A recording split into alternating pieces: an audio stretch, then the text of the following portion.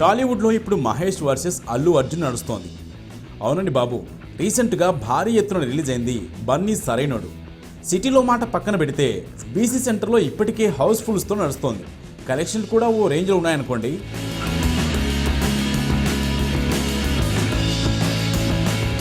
Housefull కనెక్షన్తో ఆడుతున్న cinema తొలగించి మహేష్ బ్రహ్మోత్సవం మూవీకి ఎలా ఛాన్స్ ఇస్తారంటూ బన్నీ అభిమానులు ప్రశ్నిస్తున్నారు.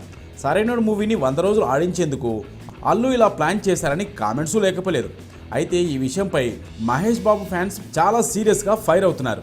థియేటర్ల బ్లాక్ వెనక వాస్తవాలేంటో తెలియదు, కానీ ప్రిన్స్ అభిమానులు ఇలా మండిపడడం ఇదే ఫస్ట్ టైం. సో మొత్తానికి మహేష్కు బన్నీ చెక్ పెడుతున్నాడని తెలుస్తోంది.